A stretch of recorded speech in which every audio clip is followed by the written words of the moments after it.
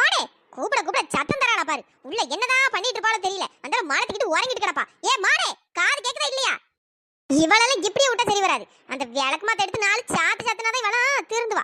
ஒண்ணு திங்குறா இல்ல தூங்குறா, இதே வேலைதான். எப்பப்பப்பா வெயில் வேற பிச்சு எடுக்கு. இந்த வயசான காலத்துல இருந்து இவ்வளவு பெரிய தண்ணி கொடுத்து தூக்கிட்டு வர முடியுமா?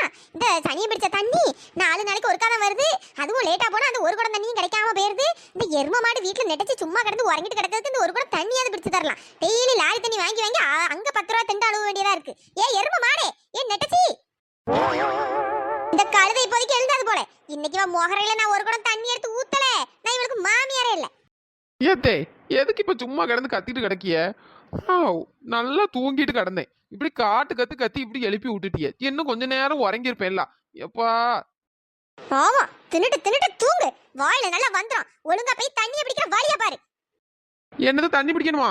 அதான் சமயக்கட்டில் பார்த்தேன் 4 குடம் தண்ணி இருக்க, லாரி தண்ணி இருக்க. வேற ஏன் போட்டு அந்த வெயில போட்டு இந்த தண்ணியை போட்டு பிடிச்சிட்டு கிடப்பானே. லாரி தண்ணி வரும்போது வாங்கிக்கிடுங்க, 10 ரூபா தானே. அந்த பல்ல உடைச்சு 10 ரூபாயா? என்ன அப்பனை சம்பாதிச்சு போடுறான்? என் பிள்ளை கஷ்டப்பட்டு சம்பாதிச்சு கிடக்கான். ஒழுங்கா போய் தண்ணியை பிடிச்சிட்டு வா. ஆள போய் குடத்தை வை, இல்லைன்னு தண்ணி கிடைக்காம போயிடும். ஒரு குடம் தண்ணியாச்சும் கிடைக்கட்டும்.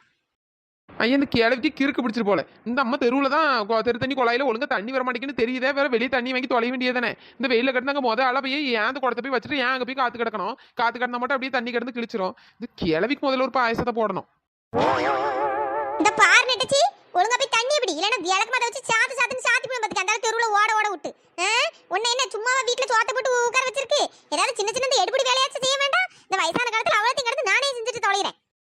ஏத்தே என்னத்தே இப்படி எல்லாம் பேசுறிய? எல்லா வேலையும் நீங்க தான் செய்றிய. காலையில எழுந்த உடனே வீடு பெருக்கிறிய, கோலம் போடுறிய, மா போடுறிய, காலையில டிஃபன் செய்றிய, அப்புறம் மதியானம் சாப்பாடு செய்றிய, துணியை துவைக்கிறிய, எல்லா வேலையும் செய்றிய. இந்த சின்ன வேலை ஒரு குடம் தண்ணி எடுத்துட்டு வர முடியாதாக்கா உங்களுக்கு? ஏதோ 10ஓட 11 இதையும் செஞ்சுட்டு இருங்களேன். எடு செருப்ப நாயே, இந்த திமிர் பேச்சு கொண்டு குறைச்சல்ல. இந்தா குடத்தை பிடி. ஆ கிளவி குடத்தை மூஞ்சிலே எறிகிறா.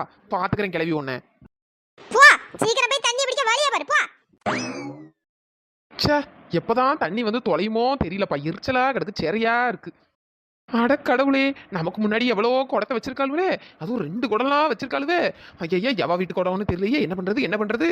இதுக்கு 3ஆவது நான் குடத்தை வச்சேன்னா நான் எவ்வளோ நேரம் காத்து கிடந்து இங்க இருந்து பிடிச்சிட்டு கிடக்க. அக்கம் பக்கம் ஆள் இல்லை. பேசாம குடத்தை மாத்தி இடத்துல குடத்தை வச்சிட வேண்டியதுதான். எப்பாடா ஒரு வழியா குடத்தை வச்சாச்சு. சீக்கிரம் தண்ணி வந்துச்சு, நான் கடன்னு பிடிச்சிட்டு அந்த ஆளை ஓடிடலாம். இது வேற எவ வச்சான்னு தெரியல. குடத்துக்கு அறிவு சண்டைக்கு வேற வந்துருவாளுவல. சீக்கிரம் தண்ணி வந்தா நல்லா இருக்கும்.